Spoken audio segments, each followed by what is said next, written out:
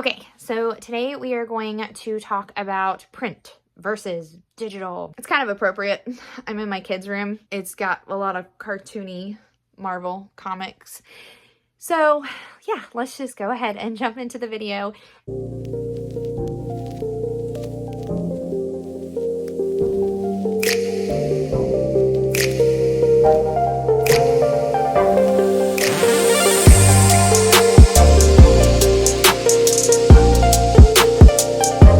My name is Amanda from Learning to Love Well, and if you are new to this channel, it is a channel about all things homeschool from a biblical worldview. We talk about the practical, we talk about biblical encouragement, we talk about the reasons why we should do things biblically, we talk about concepts in homeschool from a biblical worldview, from a scriptural point. Today, we are going to jump into the nerd realm of things, and we are going to look up some journal studies. If you are new to this channel, I really like journal studies. It is one of the things that I enjoyed the most when I was in school and in university. It is because I like the research. I actually like hard evidence that shows what is good for people and what is bad for people. I like this because it helps us make good, educated decisions on how to love our husbands and our children well, what to put in our homes, what to do in our homeschool, and I thoroughly enjoy it. And so with that being said, let's go ahead and get into the research. By the way, if you want to know where I am getting any of these research, at the bottom of this video, I am going to leave an APA 7 style reference sheet so that you can double check the websites that I'm using, that you can double check the journal entries that I'm using, so that you can go make these informed decisions yourself. Okay, so why even do this? Well, over the years, there are more and more platforms, both in the public schools and the homeschool settings, that are using more and more digital. So you can get online platforms, online tutoring services, you can get online books, you can get e-readers, you can get all kinds of things. Because this is relatively new technology, I mean, I know they were implementing technology when I was in school, but we had like computer lab or stuff like that. It wasn't like we were on a tablet all day long. Children having this much amount of screen time or this much teaching done by AI generation or software online and stuff like that is relatively new to us. Now, they have integrated a lot in the classroom, and I have not always heard some good things. I know there was a talk, I believe in the UK, where they were talking about test results and just the technology issues that are coming up. And it's pretty extensive, actually, at some of the backlash that some of these technological programs and educational tech is doing to the students. And so with that being said, I feel like we should just jump into the data and see, so you can make educated, informed decisions about what kind of tech that you want to use in your homeschool. And for disclaimer, I'm not 100% in the dark ages in my family. We don't use a lot of computers. We have used computers for things like ABC Mouse, Khan Academy, memorization videos, some YouTube videos to increase memorization. Like we use YouTube songs sometimes for like integration of books in the Bible. We use it like a soundtrack almost and things like that. So we're not 100% in the dark ages, but we probably do not utilize as much technology as some people might. And so I'm giving you that disclaimer ahead of time, so no one can be like, oh, this is a bias. Yes, my bias, I'll state explicitly right now. I prefer print. I just do. I work better with print. I remember when I was in university that they started switching all of my books to online books, and I hated it. I hated it because it was harder to take notes and it was harder for me to remember everything that I read, and I did not do as good with print. To this day, I like hard copy books. However, I do like certain digital software. I do like certain things that would be like typing games on the computer and things like that for my children. So I'm not anti-technology either. So I want to give you that bias up front. And then I am going to be glancing down at my computer because I'm a mom of 4 and I did not memorize every one of these facts. So with that being said, again, at the end in the description, there will be APA 7 style notes in the description that you can look through these websites, you can look through the studies, you can look through everything that I'm talking about today, so that when you go through the data, you can make informed decisions for your own family. So with that being said, okay, so today I'm just going to go ahead and jump into the first study. Now this is a study, I am going to botch these names, but again, down in the description below, you can click on the link. I will botch these names because they are names that are very hard for me to pronounce. So this is called The Preferences for Printed Books versus eBooks Among University Students in Middle Eastern Countries. This was actually a journal that was put out in 2023. The authors Amiraja Raghavana and R.U. Apan. I apologize if I botched your name. And I just want to go ahead and show and just read through some of these results. So these were children of the age of 17 to 26. So 17 to 26 is like upper high school and college. And the study conducted that 74.6 of the students preferred ebooks in terms of they were easier to carry. Obviously, an ebook is way easier to carry in a Kindle than lugging around 30 pounds of books. 66.7% of students preferred printed books due to the ease of studying. 67.9% favored as is easy to make notes, the printed books. And 54 of them felt studying from digital copies were very difficult. For me and my own study, I will say that I agree. When I was in university, it was definitely difficult for me to study and make notes, and it was actually harder for me to go back through and pull things for papers when I needed quotes and things like that, because it was hard for me to remember where I saw it. But we'll actually get there, and it's actually really cool. Why? A little bit of brain chemistry, really cool. Okay, so this is an article from Psychology Today. It was from Artushin. I believe that's the author's name, Artushin. And it was done in 2024. It is reviewed by a PhD. And a couple of the key points I'm going to go through very quickly were that research suggests that comprehension is 6 to 8 times better with physical books than e-readers. So that is a pretty huge discrepancy, honestly. If you have 6 to 8 times better with physical books than e-readers, is a very, very big discrepancy between reading a book on an e-reader versus just having a hard copy. So if you are doing like all of your English curriculums, all of your history curriculums and everything all on e-readers, the retention may actually be better with a physical book. That is not always what people want to hear, because obviously the e-readers are oftentimes way cheaper. And again, they're easier to carry around, they're easier to transport. But right now, from what it looks like with the research, that it is actually, the comprehension is way better. Physical books also help readers absorb recall and content more effectively. Like I said, even within my university time, I definitely did experience that. It was easier for me to recall, pull quotes, all of those things when I was using a physical book rather than when they switched to digital copies. I actually did opt for the option to pay more and get as much physical books as I could sent to me. The other cool thing that I found out was when you actually turn a physical page, we create an index in the brain. So your brain actually maps the paper of what you're reading to help you track where you read it. That's really cool. So it says turning the pages as we read creates an index in the brain, mapping what we read visually to a particular page. I can say firsthand, when I'm reading my Bible or something like that, and I'm reading the physical copy of my Bible, it is easier for me to visualize where I read something by just how the page was set up and everything else, to go back and quickly find it, versus when I'm just scrolling on my phone and I'm reading. So that is really cool. Another thing is, research shows that despite the prevalence of technology, most people still prefer print books to e-readers. It's safe to say I'm in that camp. So there is a lot on this website for you to look through. And again, I'm going to be kind of trying to keep this video short because I probably can make a very, very long video.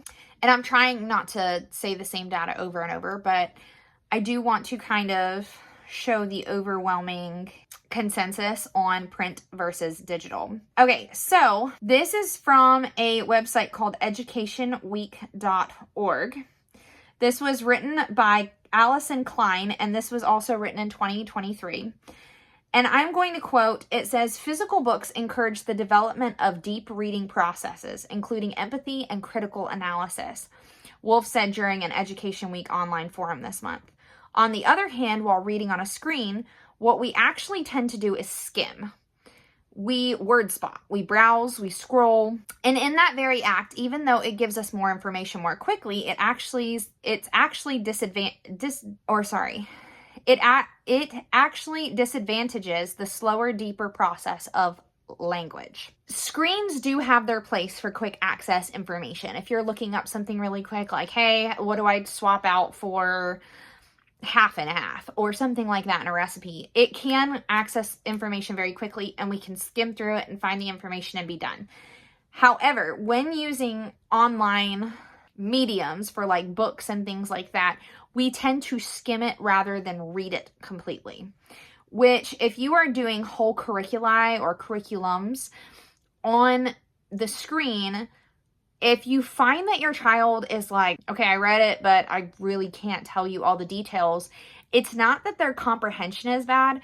There were some studies showing on here, and I'm probably going to get to it, where you actually become more detail-oriented with print books rather than online or ebooks.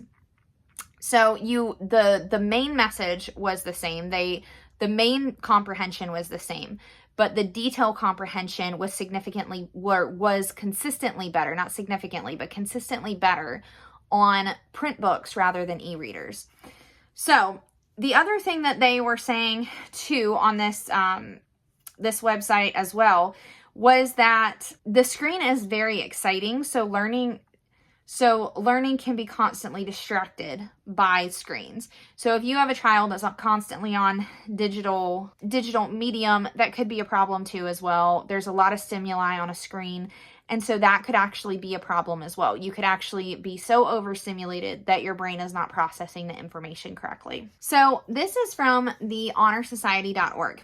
Now, this one actually mentions the pros and cons of both. I'm actually just going to make mention of this website and going to say, if you want to read through all the digital cons and pros, definitely check it out. It would be too long for me to sit here and go through all of it, but they seem to have a pros and cons. They had a pros and cons list for both. So I'll give you an example. The cons of digital college textbooks were eye strain and screen time.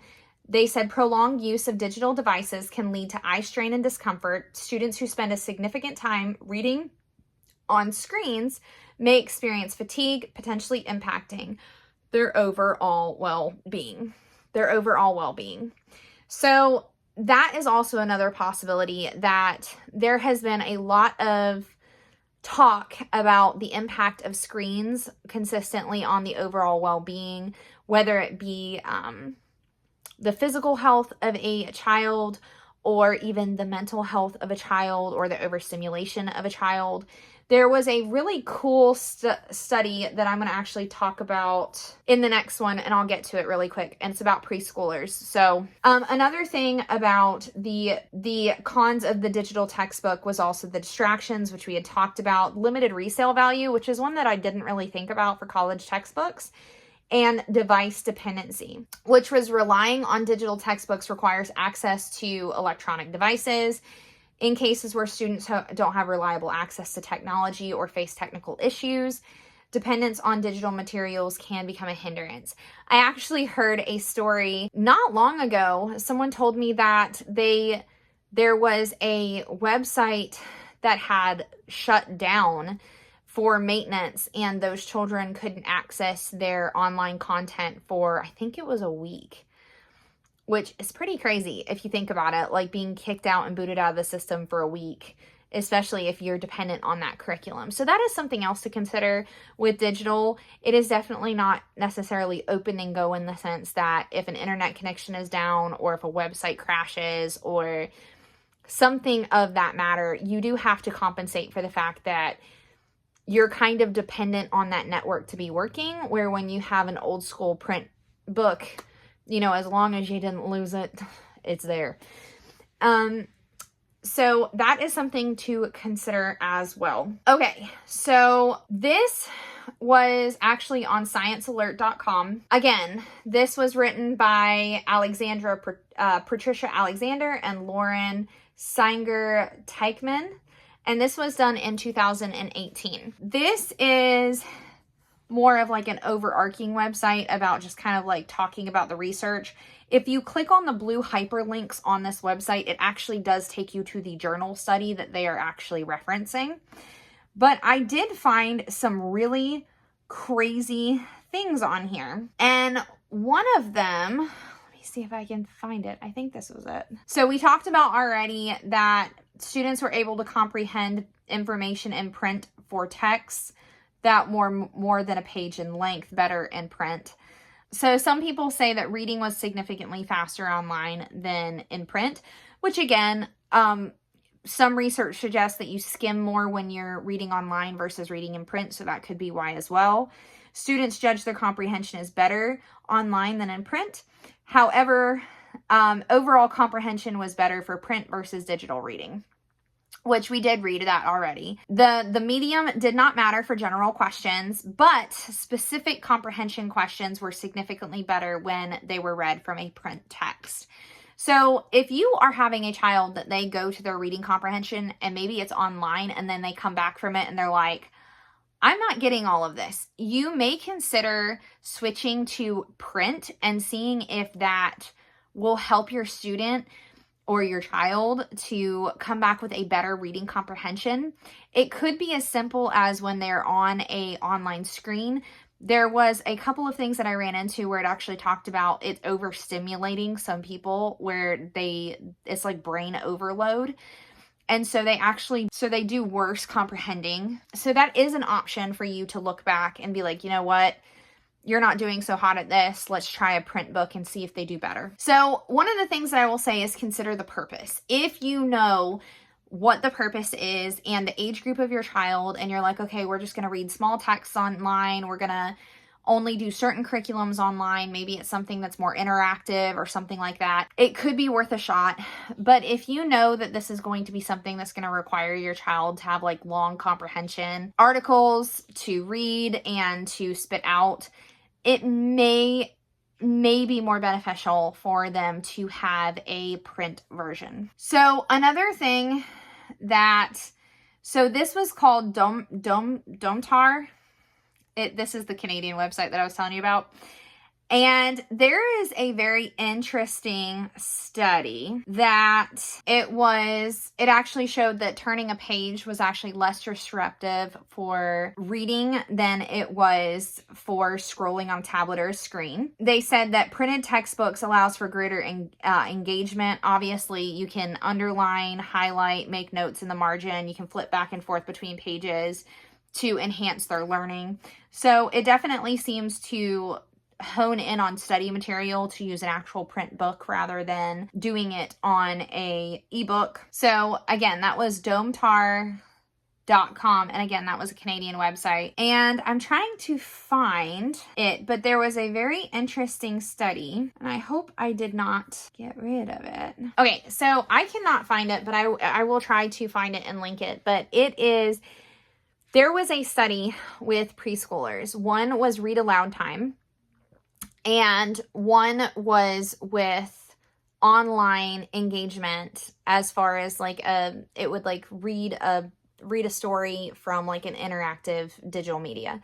And they found that the preschoolers with the automatic media actually had worse attention spans after 6 weeks than those with the read aloud time.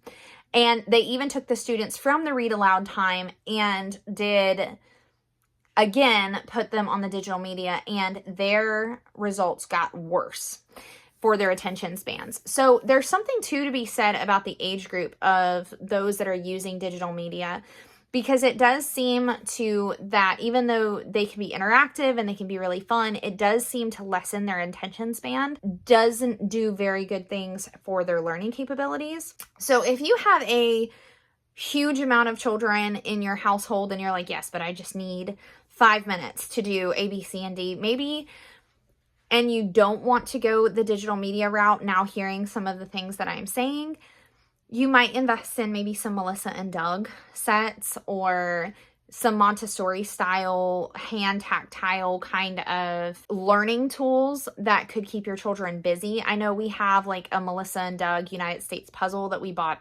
years back. And when I need my 6-year-old to be doing something other than when I am working with the other kids, I will say, okay, go do your puzzle and go take a picture of it and show mommy. And then I want you to point out this state, and this state. And that's what he does. And it does keep him busy for about 8 to 10 minutes.